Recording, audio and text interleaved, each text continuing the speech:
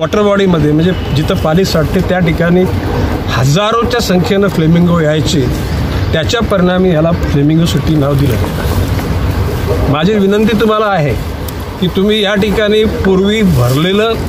संपूर्ण ही water body ही चित्र तुमच्या सोशल मीडियावर, प्रिंट मीडियावर, इलेक्ट्रॉनिक मीडियावर दाखवावं आणि त्याच्यानंतर आज जे चित्र आहे मुठभर म्हणजे त्याला 2-4-5% फ्लेमिंगो येत आहेत। हे कशामुळे घडले तर ही जेटी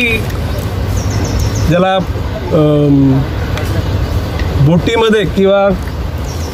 तराफ्यामध्ये आरपार अलिबागकडे ट्रक कार नेण्यासाठी तो जेटीचा निर्माण केला गेला। परंतु आज वस्तुस्थिती अशी आहे की अटल सेतूच्या माध्यमातून गोव्याकडे जाणारा रस्ता फार जवळ झाला, पुढे मागे उरणवरून अलिबागला त्या ठिकाणी ब्रिज बनणार आहे। म्हणजे या रोरो सर्व्हिस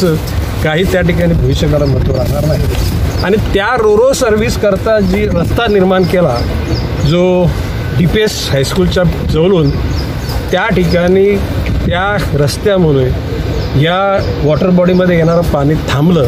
आणि ते पाणी थांबल्यामुळे, पाणी आटल्यामुळे या ठिकाणी फ्लेमिंगोचं येणं जाणं कमी झालं। ही बाब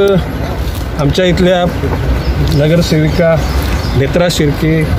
जयंत हुद्दार या दोन प्रमुख लोकांनी, नंतर मग NRIमधील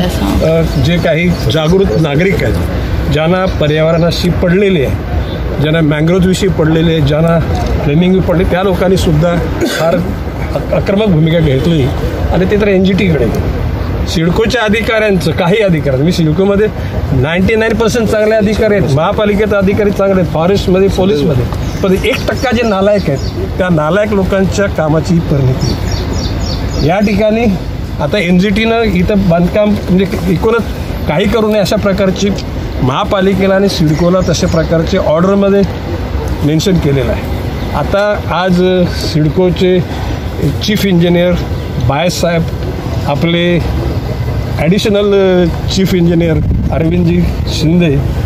फॉरेस्टचे अधिकारी आहेत, पोलीसचे अधिकारी आहेत, या सर्वांनी ही घटना बघितलेली आहे। तुम्ही दोघांनी बघितलेलं आहे। मी त्याला सांगितलं हा बंधारा, या बंधाऱ्याचं JCBद्वारे पोकळींद्वारे उत्खनन करा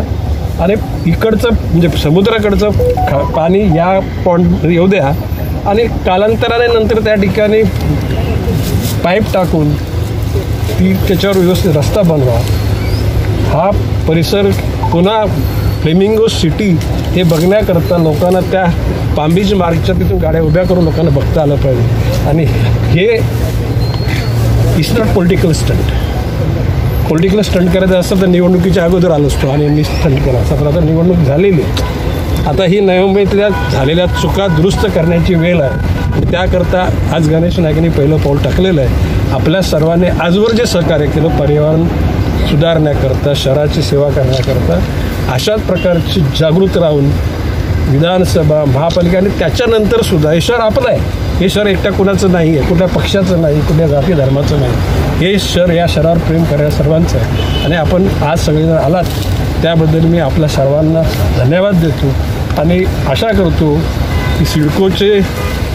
चीफ इंजिनियर बायसाहेब आणि आपले महापालिका इंजिनियर शिंदे साहेब या दोघांच्याकडे जबाबदारी सोपवतो मी आणि सर पुन्हा 7-8 दिवसांनी परत मी इथं पाणी करायला येईन, त्यावेळेला इथे फुल पाणी भरलेलं असलं पाहिजे, फ्लेमिंगोसुद्धा मोठ्या प्रमाणात आले पाहिजे आणि आपण आपल्या सगळ्यांसुद्धा मी आमंत्रण करतो।